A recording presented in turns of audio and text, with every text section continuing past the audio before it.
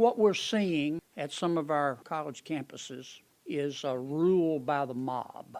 That's what many of you, not all of you, but many of you would call a threat to democracy if it were being perpetuated by Republicans. Democrats seem to be able to do it without consequence. That's point one.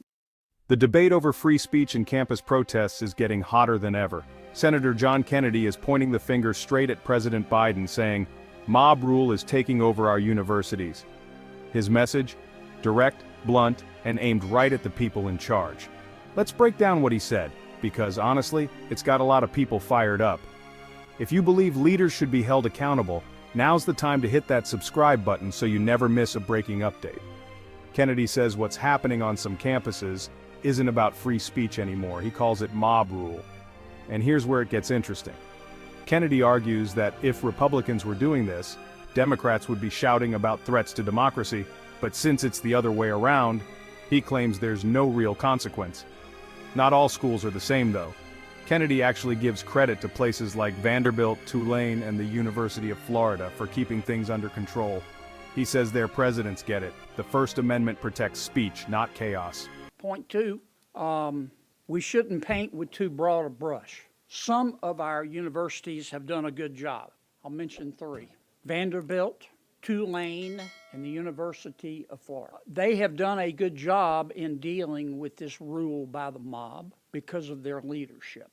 The presidents of those three universities are passionate advocates of free speech. They understand that the Constitution protects free speech against government, but it does not protect disruptive behavior. And they understand that the First Amendment to the Constitution makes a distinction between speech and behavior. And it's not complicated. You don't have to be Oliver Wendell Scalia to figure that out. All you have to do is read the document. And so I want to thank them. I think the President of Columbia could learn a lot from them, an awful lot. As Kennedy puts it, you don't have to be Oliver Wendell Scalia to figure that out. Just read the document. Then, he takes aim at the faculty. Kennedy claims some professors, not all but enough, are pushing diversity, equity, and inclusion alongside what he calls the right to kill Jews. He says Americans can believe what they want, but acting on dangerous ideas, that's a line you can't cross. Point three, I think much of the problem comes from members, some members, not all, but some members of these universities' faculty. There are members of the faculty at some of these universities who believe in diversity, equity, inclusion, and the right to kill Jews. They do. Now, this is America. You're entitled to believe what you want. It may be an evil thought, but you're entitled to believe it. You're not entitled to act on it.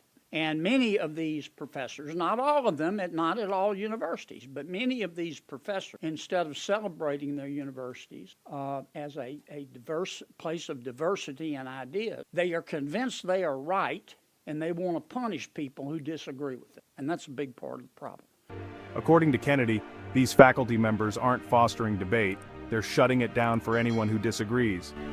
Kennedy's big point. President Biden could end the chaos with one call and a threat to pull federal funding.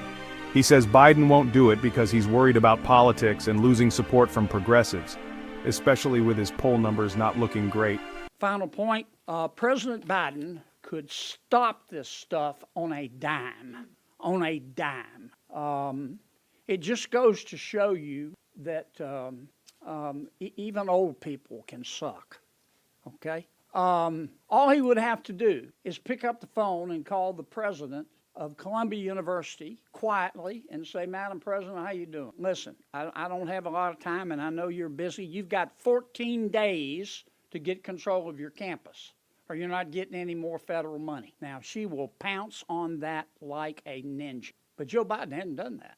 And President Biden is not going to do that.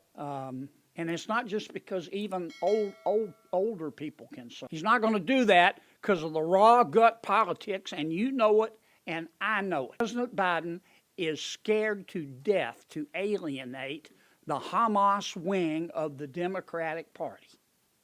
A new poll says 52% of likely voters won't vote for Biden. Kennedy's words, they'd rather vote for the guy who salts the fries at McDonald's. So, is this mob rule or just democracy in action? And he has read that new CNN poll, just came out, that said that 52% of likely voters, a CNN poll said 52% of likely voters will never, under any circumstances, on God's good green earth, vote for Joe Biden. 52%.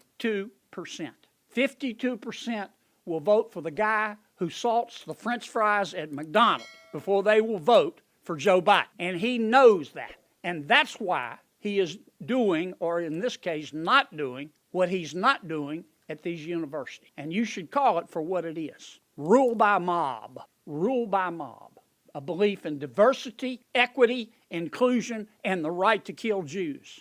And it's wrong. Should the president step in? Let me know what you think in the comments. Stay engaged, stay informed, and don't forget, this is Hot News Today. Subscribe and join the conversation.